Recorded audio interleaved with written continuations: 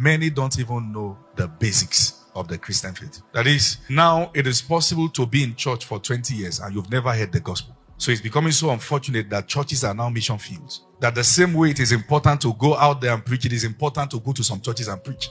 Because they're in church, but they've never heard the gospel. They don't know the person of Christ, his works, what he came for. They cannot explain what Jesus came for. It is not a myth. What I'm telling you is happening in many churches. The average Christian can't tell the difference between Jesus and other gods. Can't explain in simple context a sacrificial work. And you must understand that. If they can't wake you up now and say, tell us about Jesus, what he came to do.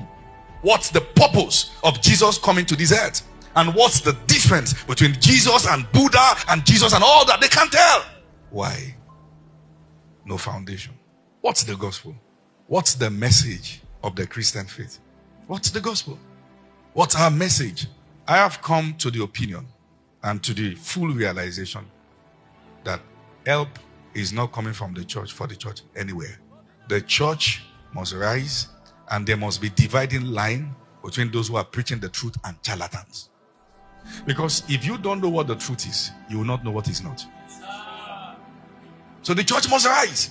The influx of charlatans and liars and deceivers and those who have no credentials to preach. For instance, how can you be a preacher of the gospel and you don't have record of when you got saved? These are issues. You can't be in church for 10 years, but you don't even know the message of the church. You can't tell why Jesus came. You can't tell.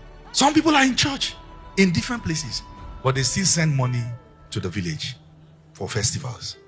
They must do it. As the firstborn in their house, it is his duty to carry the masquerade now. He will do that in the village and come back to church and shout Jesus. He's confused. He's confused.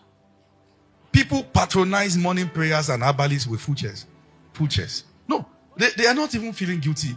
Not even because their conscience is bad, but because they don't even know there's a difference. The kind of what they received is that everything is the same thing. Everything is the same. Say, you call God here is God. You call God there is God. If you hear the supposed gospel musician saying there's no difference, that's not a Christian. That's a singer. As simple as, dividing line. The moment you don't know there's a difference, you are not a Christian. Your salvation can now be questioned. There must be. Because unfortunately, people can have volume without content. And you can believe anything that is loud. There must be.